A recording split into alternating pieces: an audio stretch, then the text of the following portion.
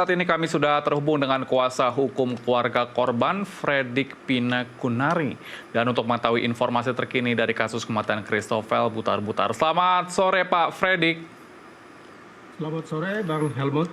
Ya, Pak Fredrik sampaikan belasungkawa kami terhadap keluarga korban pertama-tamanya. Dan sebagaimana ini dari tadi kita sudah melihat tayangan bersama. Kemudian bagaimana langkah hukum yang dilakukan oleh kuasa hukum dari keluarga?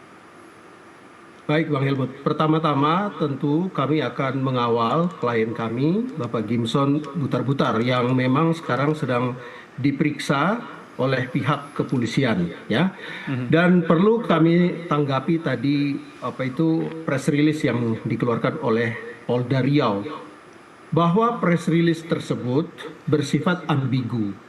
Karena itu kalau kita lihat dari pemberitaan yang ada beberapa versi. Ada yang kemudian menyatakan bahwa kematiannya bukan diakibatkan kekerasan, tapi ada juga yang mengatakan itu akibat kekerasan. Jadi di sini kami akan mengkritisi apa yang sudah dikeluarkan statement oleh pihak Polda Riau. Perlu diketahui bahwa yang menjadi keprihatinan kami adalah pernyataan dari Polda Riau bahwa seolah-olah klien kami itu tidak merawat, melakukan treatment yang benar terhadap anak mereka, Chris, sehingga kemudian menjadi sakit lantas meninggal dunia. Tentu dari pihak keluarga dan kami sebagai kuasa hukum mempunyai pandangan yang berbeda.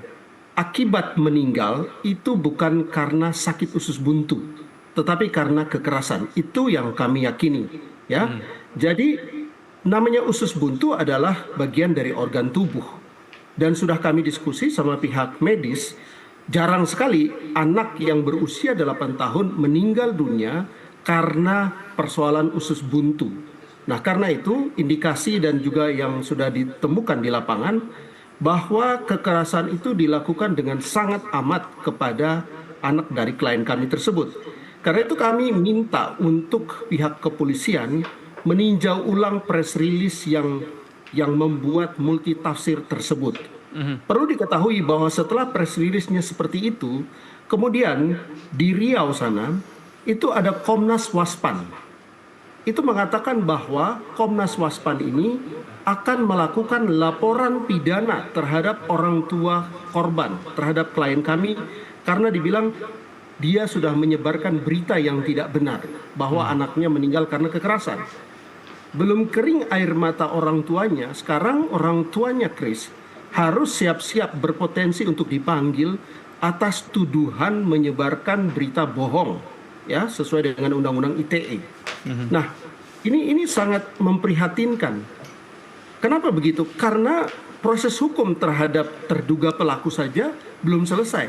Sekarang malah sudah ada wacana untuk mempidanakan orang tua dari korban tersebut. Dan kami juga mengkritisi pernyataan dari Polda Riau bahwa terhadap terduga pelaku karena masih anak-anak tidak dapat dihukum. Itu menurut kami diksi yang salah. Yang benar adalah dapat dilakukan tindakan, ya. Jadi kita itu bicarakan ini harus melihat pada Undang-Undang Nomor 11 Tahun 2012 tentang Sistem Peradilan Pidana Anak.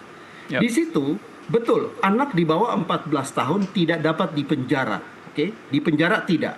Tetapi mereka dapat dilakukan tindakan, ada di pasal 82. Tindakannya itu bermacam-macam, termasuk misalnya dimasukkan, dirawat di LPKS, dikembalikan ke orang tua, mengikuti pendidikan formal atau pelatihan yang diadakan oleh dinas pemerintah.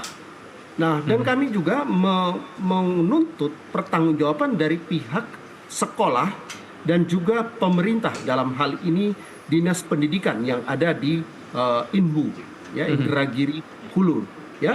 Kami lihat itu ada dasarnya bahwa ada di pasal 54 Undang-Undang 35 tahun 2014. Itu disebutkan bahwa perlindungan itu harus diberikan, ya, oleh pendidik, tenaga kependidikan, aparat pemerintah atau masyarakat. Jadi ada pihak-pihak lain yang harus bertanggung jawab terhadap kematian Chris, termasuk juga orang tua dari terduga pelaku. Ini tentu akan kita pelajari dan kita akan melakukan upaya hukum yang maksimal supaya penegakan hukum terjadi dan tidak lagi terulang peristiwa yang sama di wilayah lain di Indonesia. Demikian Bang Helmut.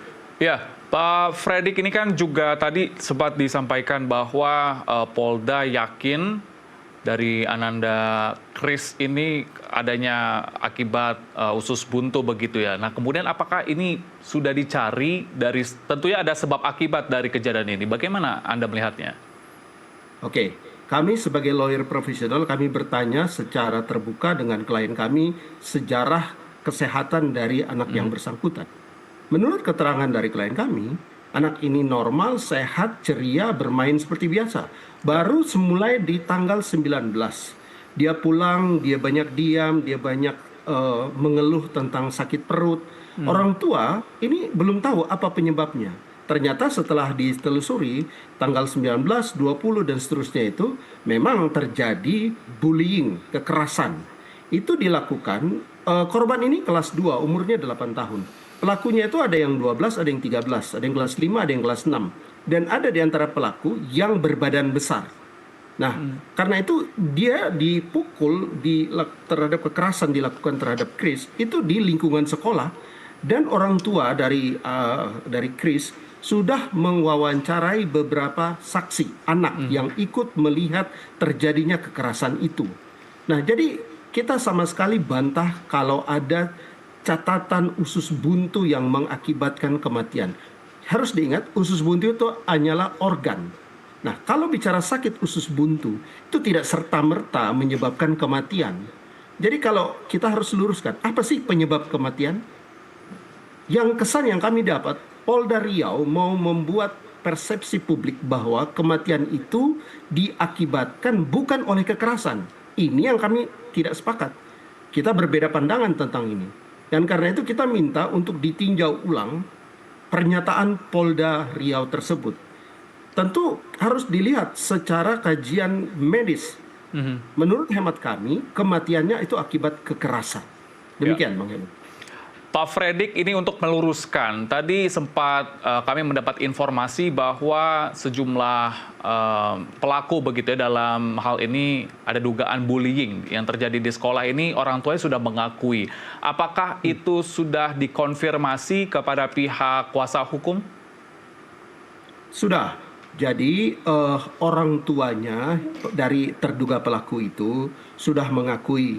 Kalau kita lihat di berita ada dibawa ke tukang urut, itu diminta oleh orang tua dari salah satu pelaku agar si korban ini diurut di rumahnya terduga pelaku, bukan di rumahnya korban, ya.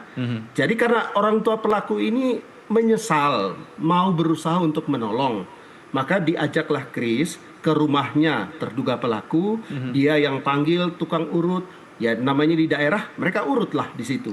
Jadi inisiatif mengurut itu juga bukan dari orang tua korban, tapi dari orang tua terduga pelaku. Mereka mengakui kok bahwa perlakuan kekerasan itu ada, ya. Tetapi perlakuan kekerasan yang terjadi beberapa hari, akibatnya di tanggal 26 Mei dini hari meninggal dunia. Ya, jadi ini adalah kekerasan begitu, bukan karena usus buntu.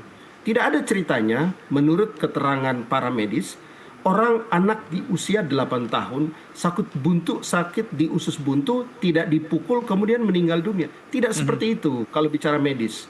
Tetapi ini perlu kita kawal bersama-sama supaya ada suatu statement yang ilmiah dan tepat. Demikian. Kemudian dari kelima pelaku, apakah ini masih berada di tempatnya bersama dengan orang tua atau seperti apa, Pak Fredrik? Setahu kami, terduga pelaku masih bersama dengan orang tuanya. Apalagi Polda Riau langsung sudah ngomong ketika press release bahwa terhadap anak, karena mereka masih di bawah umur, mereka tidak dapat dihukum dan mereka kembali kepada rumah orang tuanya.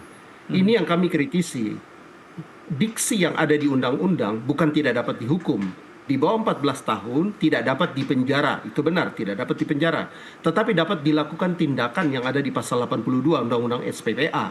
Di pasal 82 itu ada beberapa A sampai G jenis tindakan yang dapat dilakukan. Terlalu prematur, terlalu dini ketika polisi kemudian bikin statement bahwa ini akibat usus buntu meninggalnya. dan juga langsung bilang tidak dapat dihukum. Tidak seperti itu.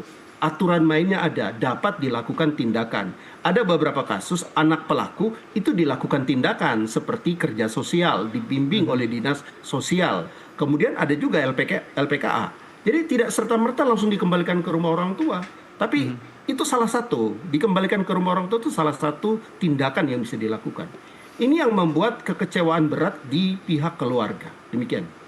Oke, artinya dari pihak keluarga korban ini menuntut adanya keadilan dan juga agar kelima terduga pelaku ini mendapatkan sanksi yang setimpal. Betul, artinya gini, kita kembalikan kepada peraturan perundang-undangan yang ada. Bahwa di pasal 82 Undang-Undang SPPA itu diatur kok tentang tindakan yang dapat dikenakan. Kenapa begitu? Karena kan kita tidak ingin kejadian-kejadian yang serupa ini terjadi lagi di tempat lain kepada anak-anak yang berikut. Karena itu, kalau ini dibikin ringan saja, langsung dikembalikan ke orang tuanya dan seolah-olah tidak ada hukuman atau tidak ada tindakan yang diatur di pasal 82 ini, kami khawatir kejadian bullying yang mengakibat kematian ini bisa terjadi lagi di daerah lain. Nah, karena itu, kalau saja tindakan yang dilakukan itu bukan sekedar katakanlah kembalikan ke rumah orang tua, tapi ada A sampai G itu, salah satunya adalah perawatan di LPKS, itu alternatif yang ada. Nah, perlu ada semacam efek jera juga kepada anak pelaku dan juga kepada orang tua, demikian juga sekolah dan pemerintah. Karena undang-undang itu sudah mewajibkan sekolah dan pemerintah untuk menjaga keselamatan anak di sekolah. Demikian. Pak Fredrik, artinya ini dari pihak keluarga terduga pelaku sudah sangat kooperatif untuk dapat menyelesaikan kasus ini? Baik, mereka mengakui, karena anak mereka juga mengakui memukul. Ini kan antara anak saling ngeledek dan kemudian berlanjut dengan kekerasan, kan itu. Namanya anak biasalah yang bermasalah dan kemudian saling ganggu.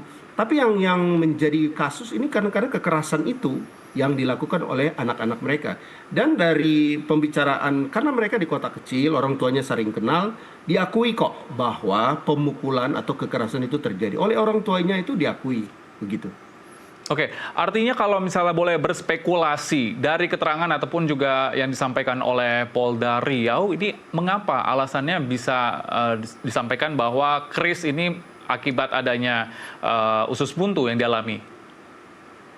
Baik, dari pihak kami tentunya kita tidak ingin berspekulasi terlalu jauh. Tetapi kita mengharapkan keadilan itu ditegakkan. Pihak korban, keluarganya ini dalam keadaan belasungkawa. Jadi berikanlah keadilan itu dengan proper. Tidak menuntut lebih kok. Ada undang-undang yang mengatur tentang hal ini. Jangan kemudian membuat statement seperti tadi yang akhirnya membuat orang tua dari korban sekarang berpotensi untuk dilaporkan pidana karena dibilang menyebarkan berita bohong. Apa berita bohongnya? Kris mati karena kekerasan. Itu berita bohongnya yang sekarang sudah mau dilaporkan oleh Waspan, ya, Waspan di daerah Riau. Nah, ini kan sesuatu yang menyedihkan gitu. Dan kita tentu akan melakukan pembelaan yang maksimal, pendampingan kepada klien kami supaya mereka mendapatkan keadilan. Demikian, Bang Helmut. Baik, tentunya kita harapkan proses hukum juga dapat berjalan dengan baik agar memperoleh keadilan. Terima kasih Fredrik Pinaku Nari, kuasa hukum keluarga korban Christopel Butar-Butar. Selamat bertugas kembali. Sehat